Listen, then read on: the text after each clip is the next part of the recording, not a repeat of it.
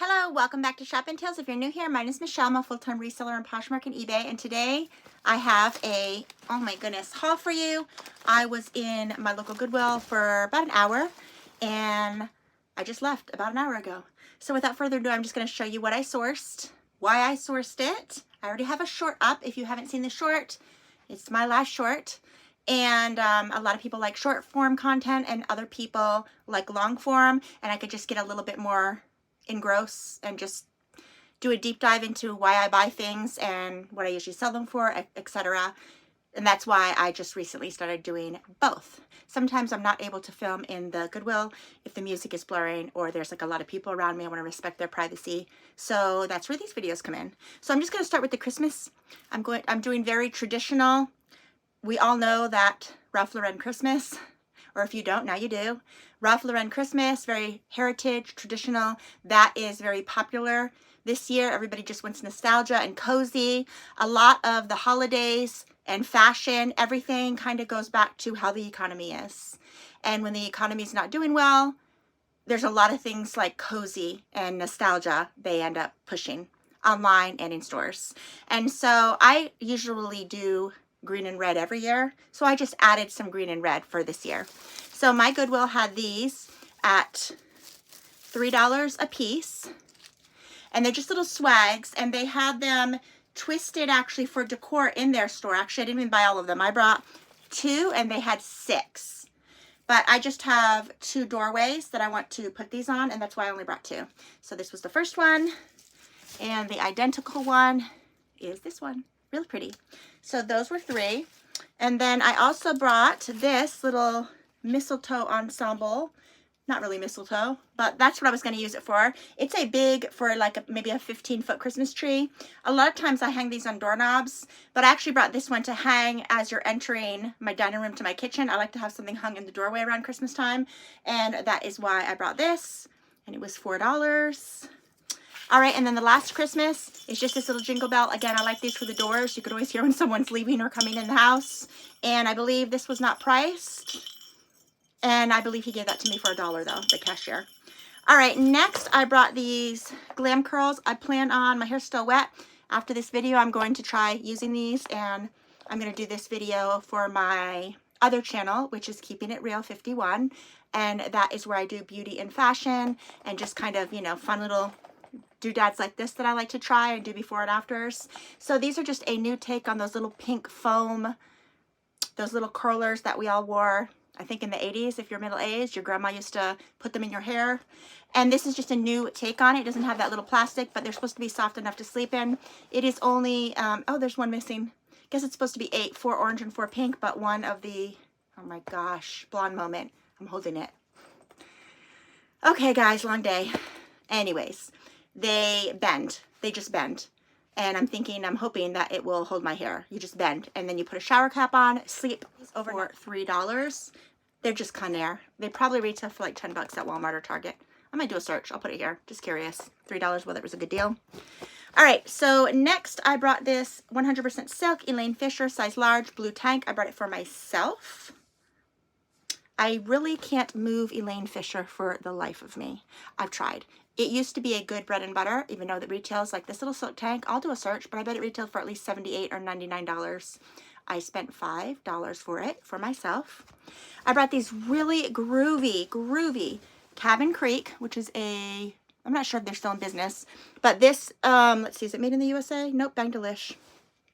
So I brought 2 of these. The reason why I picked it up is not because it was Cabin Creek, but I picked it up because it was corduroy, and corduroy in the wintertime, especially whale corduroy, that bigger corduroy, which is called whale corduroy, is popular and just trending. Not popular, but like trending. And this is very holiday-ish. But why I picked it up is because, number one, it was a plus size, 22. Because it was red, holiday, and because it had something extra going for it, that crest. I probably would not have picked it up if it didn't have that crest, even if it was whale corduroy and 22. That crest just made it, I like everything to have like 3 good things going for it before I decide to pick it up. So that is just, I don't know, my philosophy of why I pick things up and when I do. And it's just an oversized 22 wide shoulder pads, probably 90s or Y2K. And I brought 2 of them. I brought one in red. That sun is shining.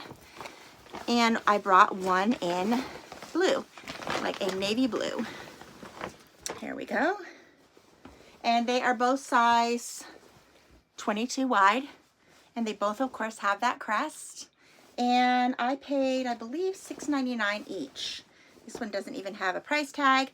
But at my Goodwill, here's the prices, what I pay for. If it's a blazer or a jacket, it's $6.99. And if it's a coat, it is $9.99. Next, this reminded me of Gossip Girl. If anybody's watched Gossip Girl, comment below. Are you a Blair fan or a Serena fan? And so this kind of reminded me of something Blair would have wore. Very preppy, old money. It's just beautiful. I picture this with a little skirt that she'd wear with like a little pink and black skirt. And it has that little down there. It is so pretty. There's no pearls missing. And it is a size XL. The brand I never heard of. I didn't pick it up because of the brand, called Aunt Wealth. I don't even recognize that brand at all. I picked it up because of the style. And I could use keywords like Gossip Girl and Blair. Beautiful. I like it myself. It's not my style, but if I was like preppy, I would definitely wear that. So pretty. I love it a lot. All right, next I picked up some Judy Blue. Judy Blue is bread and butter. These feel like they were probably steamed or dry cleaned. They feel very stiff, or they were hung out outside to dry maybe. So Judy Blue is like a bread and butter. I think they only retail for like $69 or something. I will put it right here how much they retail for. I do pick them up in all sizes. This is a 13-31, so junior size 13 with a 31-inch inseam, and they are the boyfriend fit. I would not have picked them up if they were skinny, but almost skinny. They're boyfriend fit, so a cross between skinny and straight leg, I would say. So when you're picking up jeans, you want to make sure it's a good brand. Right there. You want to make sure the zipper is working, the button's still attached, nothing funky in the pockets. The inner thigh doesn't have like chub rub, or it's not, you know, getting ready to bust through. And the hem on the bottom is not all ragged. Sometimes it's ragged that it's distressed that it's supposed to be that way. But then sometimes people that are on the shorter size and they wear things with a long inseam and it's like it goes underneath their shoe while they walk and it gets all jagged. You don't want to pick up stuff like that unless you're planning on like making cutoffs or something. But a good brand, a good size. And they, I would say, in excellent condition. No stains, no rips, tears, or loose threads. So that was a win for me. All right, next is a little black tank top. This was something else just for myself. That brand N-Touch, just vintage. Doesn't mean anything to me. Size large spandex. It's made out of that Chico's Travelers type of easy fabric. And I just like that fabric. Great for traveling. That I picked up for myself. This I picked up to sell. I was just walking through and I totally felt that silk and I knew it was something. So this is kind of probably a 2000s Talbot's 14W 100% silk. And that teal color is so striking. I know a lot of people like this color for around the holidays when everybody else is wearing red and green. It's teal. I mean, it might be greenish blue, but it's just that real rich. It always reminds me of that Crayola crown. As a kid, it was my favorite. I think it was called blue. I think it was called blue green, something like that. But oh my gosh, it's such a pretty color, such a beautiful color. So yeah, I picked it up because it was a good size, because it was 100% silk, and because it was Talbot's. And this little ruffle detailing kind of reminds me of Zara. Zara does a lot of that. Moving right along with Talbot's. Talbot's vintage Irish linen sweater. I do well with linen sweaters, and so that is why I picked it up. It's vintage Talbot's. It's very well made. Sorry, that sun and the shadow. That's not a stain. That's the sun shining through. It's a oat color, like oatmeal. And it's 100% linen. So that's why I picked it up. Extra large, good size. And it's definitely vintage because it was made in Hong Kong. It's very, very nice. Oh my gosh, it's so pretty. So, okay, two more things, guys. I could never leave these behind. I picked one up last month. I think I already have it listed. This one is, I can't wait to show my daughter-in-law this. Because she makes stuff like this. She knows how to make stuff like this. Look at that. So it has sleeves. I'm not sure what size it is because it's handmade, but it looks like a small medium. Look at the back. I'm putting it up on over a sweater, so it's not going to do me any justice. It's not, I mean, it's not going to fit over a sweater or probably, let's see. I think it is a medium. Nope, not doing nothing, but let me just show you the back. The back is so cool. Let's see. Can you see the back? You can see the back. So yeah, it's just much too small, but it's just so pretty, guys. So pretty. And I thought it was $5. I paid $6.99. And I will probably get maybe 35. Like, it's not a lot of, I'm sure this took a lot. Actually, it looks like a tablecloth now. It probably took, I don't crochet, so I don't know. It is 100% cotton. I do know that. My daughter, who also crochets, has taught me how to tell by looking at it, whether it's alpaca, wool, cotton, or acrylic, what have you. This is definitely cotton. That blue is going to look amazing with denim, so I'm going to do a lot of keywords regarding this. So I think I will be able to sell it, and I just couldn't leave it behind. It's not a hot ticket item, but for someone who doesn't crochet and likes this look, it will definitely sell. All right, and lastly, empty bag, guys, are the star of the show. And so this is a Y2K men's brand. They are either new, never worn, and they've been in storage, or they went to the dry cleaners and someone, what's that spray that makes things stiff? I can't think of it. Someone, I can't think of what it is. But it went through the dry cleaner, I think, because it's so stiff. It's not the type of, it's more stiff than hanging it outside to dry. But this, look at this. I don't know if anyone is familiar with this brand. I became familiar with it maybe last year watching another reseller, but it is Karl Kani, K-A-N-I, Karl, like Karl Lagerfeld. And it was a very hip brand, much like Jenko, you know, Y2K brand. And comps are amazing. They were amazing when I checked months ago, and they are still amazing. Probably about 80 bucks. Cargo men's. So they're in excellent condition. They are like new or new without tags. And they are a really good size, 34-34. Men's 34-34. But now I'm looking at it, I see this little, when I do a search, women's don't come up, but this little triangle kind of makes me think of a woman could wear these and it would look flattering to the midsection.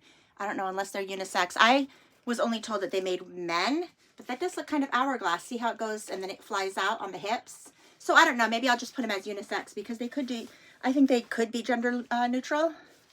But yeah, so they have the cargo right there that says it, and down here, and on the back pocket. They are so stiff. I can't think of it. You dry clean them and they starch. They feel starched, guys. Okay, and that is it for what I thrifted this weekend. And now I'm going to get everything washed, steamed, and taking pictures so everything could get listed by next week. That is pretty much what I do. The only little story time while I was thrifting for that hour was very interesting. So there was a mom next to me, and the daughter, who looked maybe 10, 11, was asking, can she go get a Happy Meal? The mother said, well, I don't know, did your app go off? Sorry about all this dust. My air filter is not on right now. So her daughter asked, can she get a Happy Meal? And the mother said, I don't know, did your app tell you that it's time to get a Happy Meal? And the little girl said, no, Mom. And she goes, well, then that means it's not time. You had a Happy Meal a couple days ago. When the app goes off, that means it's been, I think she said a week. Or did she say 2 weeks? She might have said a week or 2 weeks. When your app goes off, then that will be time that you can get a Happy Meal. And then we'll go and get it. I thought that was pretty cool. And then regarding just the staff at my local Goodwill, one of them, I mean, they talk freely in front of everyone. So like you always do hear their conversations and their arguments. But this was just a lady from the back who was, I guess, pricing things, came up and told the two cashiers while I was standing in line, remember that if anything is new with tags and doesn't have a marked up price, to set it aside or call, you know, she said the manager's name, and that will write it in. So one of the cashiers then said, why, is that new? And she said, yes, that corporate wants us to do that. Is that true or not? We don't know. But apparently at this Goodwill that I've been going to, they are supposed to write in whatever the price tag is on the item, mark it, or sell it for 50% off, which I don't know how you guys feel about that. I mean, I could get on board as a reseller because when I list new with tags on my site, on Poshmark or eBay, I do start off with 50% off what the tag says. Of course, I've purchased it though, and they're getting it for free. So I don't know. I mean, I just don't know. I know that they have employees, they have costs, and I don't know how you guys feel about that. I don't know where I fall regarding that. But long story short, she was just telling the cashiers, if something is new with tags, it needs to sell for half of what it says. And then the cashier goes, what if it's new with tags, but it doesn't have the price? she goes Google it to see how much it sells for. And again, that's something that I do as a reseller to find out, you know, how to price things. So comment below how you guys feel about that. Do you get upset when they price things up high at Goodwill or not? I know there's a lot of anti-resellers, just like there's anti-everything. Like there really is anti-everything. There's always a problem. Someone has a problem with everything that anyone does. Let's just face it, it's the world we live in. So a lot of people do say in the reselling community that resellers are to blame. But I've actually had that encounter with managers before at Goodwill, and they laugh when I tell them that a lot of people online say that resellers are the problem, and that's why you guys are increasing the price. The managers have always laughed and said that's ridiculous, that that's not the reason. That bills go up, and their whatever they're paying, electricity, everything goes up, and that is why they crunch the numbers and they increase their prices. That's coming from the managers. We don't know. But yeah, so how do you guys feel about that? Comment below, and thank you so much for watching. Bye-bye.